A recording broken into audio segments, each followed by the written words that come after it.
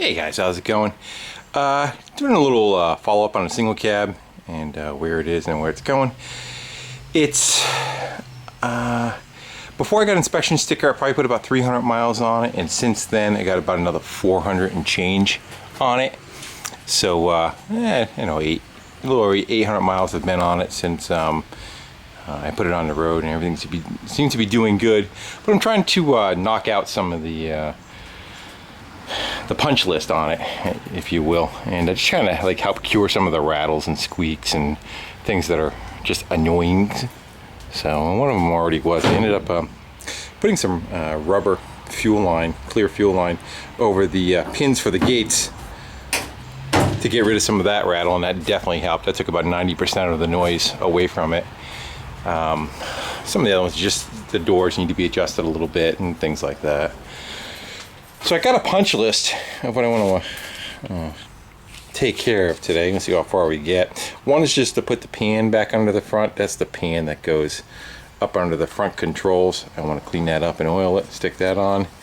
The gas gauge, it doesn't have a gas gauge, but I did put a new sending unit inside the tank, and with that I need to make up a gauge for the dash. It never came with one, and this is a cluster out of a bay window bus, so I took the gas gauge unit out of that. If you hook 9 volts to it, it'll peg itself. So that guy does work. And I decided, trying to figure out what I wanted to use for a mount. This is the bezel from the front directional. That guy. So that is the same as that, but the lens on those is diffused, so you can't really see through them. So I looked around to see what I can find that would fit inside it, and this is like a, I wouldn't say it's a shot glass. I think it's like what they put candles in. What does this say? Anyway, that I think I'm going to try using like that. Get, of course, the paper out of the way of it, and see if I can get that gauge in the back side of it, and then probably stick that right on the dash or under the dash and make that a gas gauge. So next item is one of the brake drums are out of round. I seem to remember when I was cutting them, I had a question whether I had it set up on the jig right or if the drum was just for that far out, and apparently I had it set up on the jig wrong, because now at high speed you hit the brake pedal, you get a lot of pulsation. Vent leak. What they have for fresh air when you're driving is up here you got like a little high pressure area that the wind hits the nose and wants to run up under the nose, and then on the inside of it you have that guy up in there, and you can turn it on and off with a control lever in the front, but it's gone to the point where you flip it back and forth and not much is happening. So either all the foam is just deteriorated on the metal plate that's in there, or the metal plate itself is shot. So I can go deal with that. Door rattle, as I said, I got to work on some of the bump stops on that. I want to fill the trans, and oh, the horn and the mirror. Two pieces that are inside this. That horn ring I ordered new because I didn't have one, and that mirror I got at John's VW place, but it's in too nice a shape for this. And the one's in the 67, the mirror's got a crack in it, and the horn ring just has the old age to it. So I'm going to plan on swapping both of those over and putting the ratty one in here and the nice one in the nice bus. So stay tuned. We'll see about jumping on some of this stuff and getting it done. Yeah, see that little color difference right there? That's the first cut that I made on it, and then you can see that where it's missing, so that's about my brake pulse. So I'm going to keep continuing to cut that out and see if we can get rid of that. Let's knock another 5 thou off of it.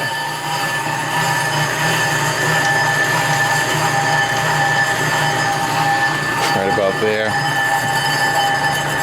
Yeah, you can see it. So I'm going to do that one, and I think I'm going to do the other front brake drum and skim them both another cut again and see if we can get rid of all the damage that's on there.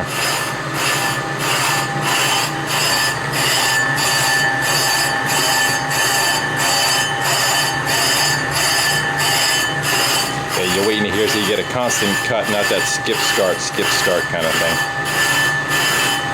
Alright guys. Alright, I got that belly pan, scraped her down, and want to get a little bit of rust protection on it. And this is a side that goes up towards the pedal, so I figure this is barn chain oil.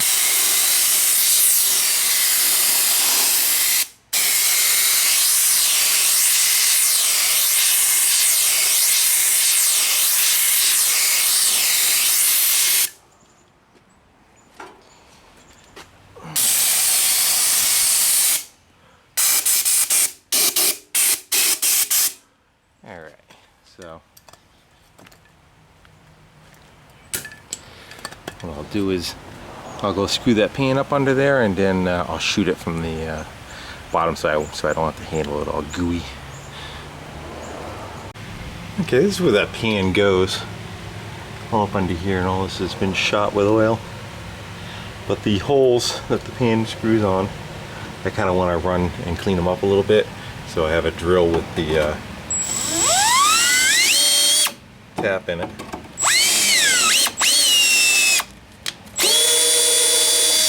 So we're just gonna go.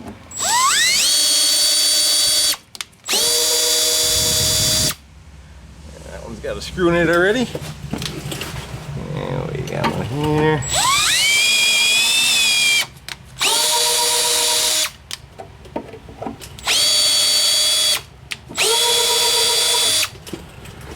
And a screw sitting in that one already.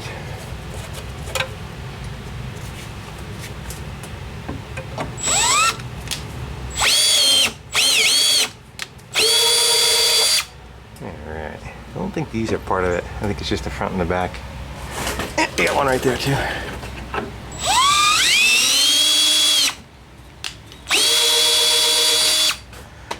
Alright, let's go put the pan in. There, the pan's up in there. Ended up, couldn't find some old screws, but I had some new ones. At least I had new ones, right? So I threw them up in there. It's one of the old ones, just for the look, but I'm not getting that picky.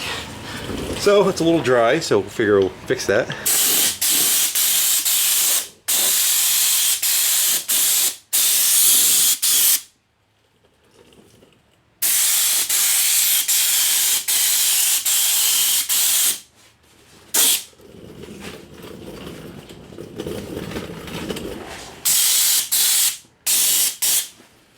And one across the back if I can get in there.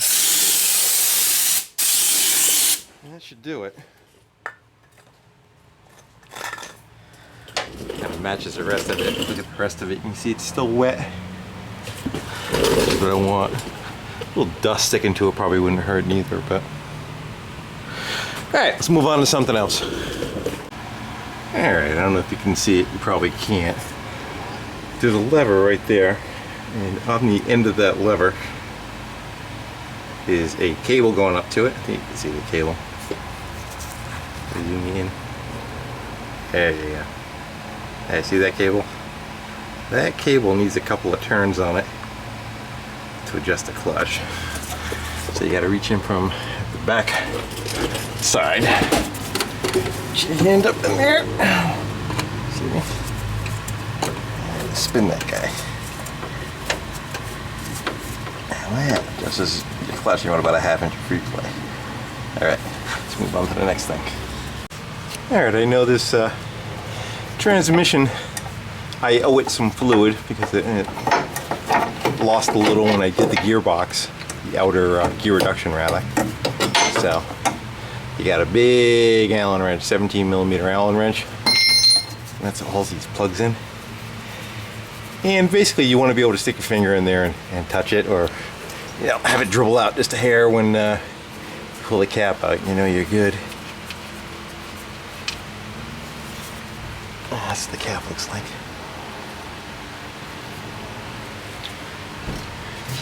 And yeah, I'm not touching it really. Yeah, we're a little on the low side, so I'm going to go fill that up and till that runs out, I'll put a plug in it. I don't think I need to show you that though.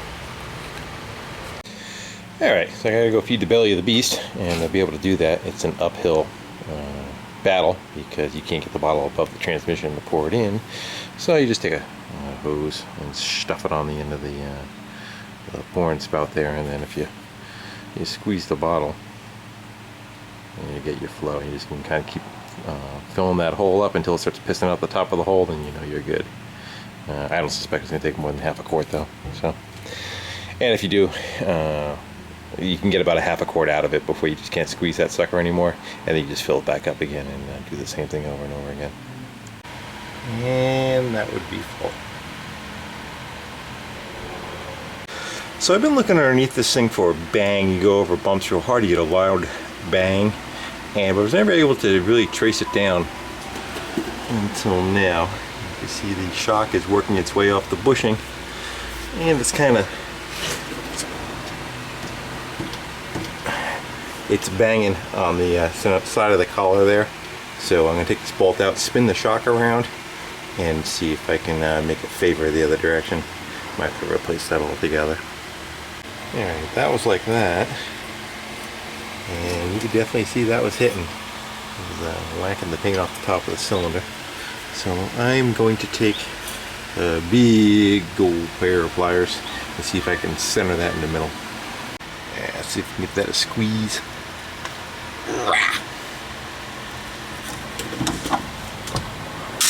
Yeah, the only thing that did was move the center post. And we're going to go push that back and see if I can go push it with a socket and a clamp. Yeah, that's it. Something like that. Just go twist that puppy in. I do it one-handed.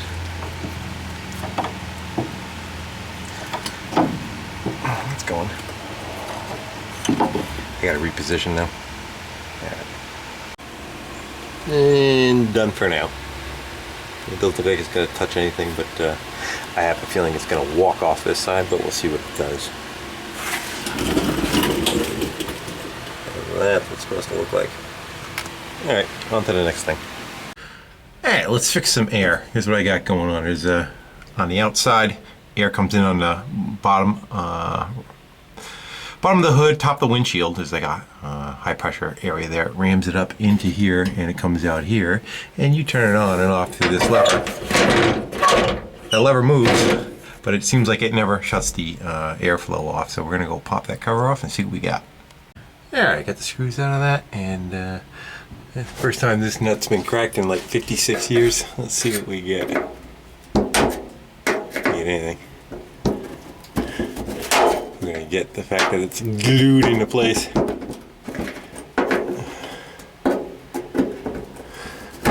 Well, I don't think we're gonna have a fast reveal here now, are we? And we're gonna have to go take our two hands and walk that all the way around to get that off of there. Alright, be back. Alright, maybe it just needed a little persuasion.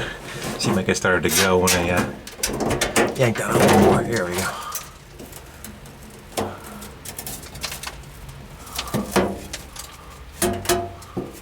There you go. Alright, what we got hiding up in here? Yeah, that's what we got. Get nothing for a seal. Is that a seal? Is that the seal? Yeah, so that might be the problem. That doesn't even want to hold itself in place, does it?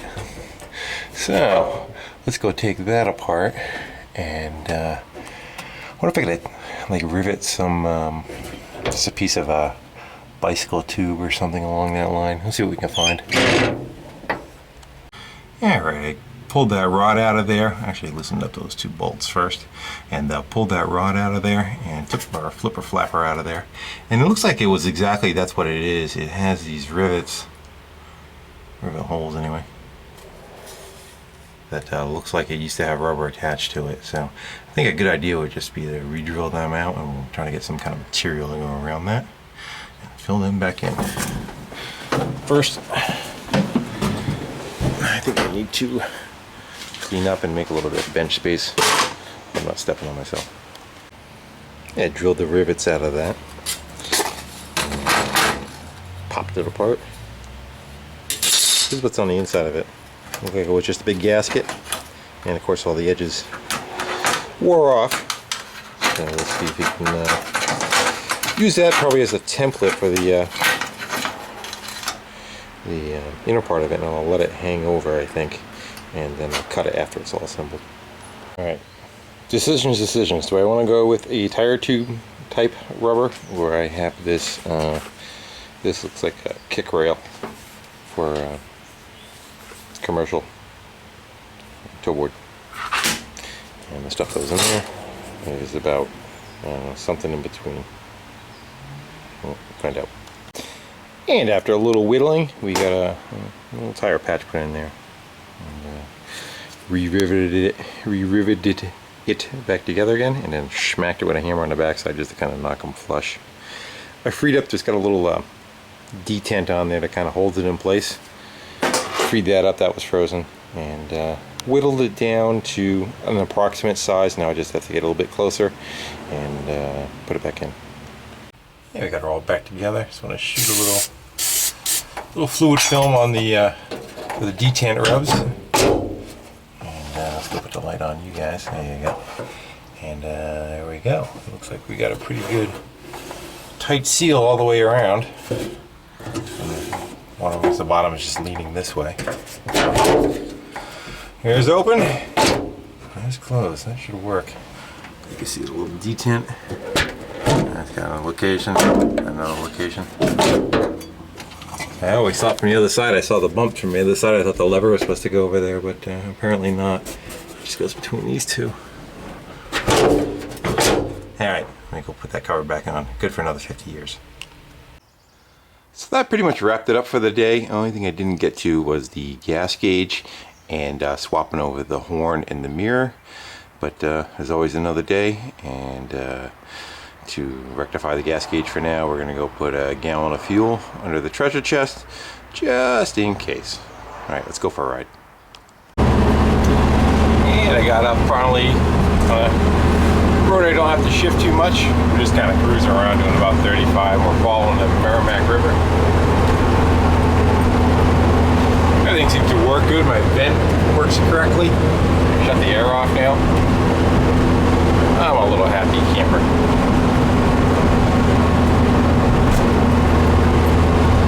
Quiet going over the bumps. Still a little on the bouncy side because just of what it is, you know, being a truck with no weight in the back. When the back's loaded up, it's a little bit better.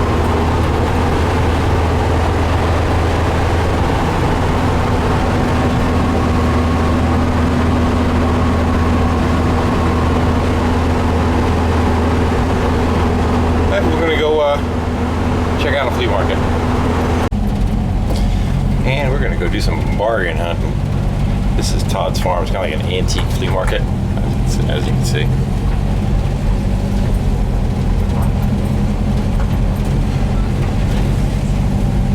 And sometimes the right stuff shows up. Nice like that.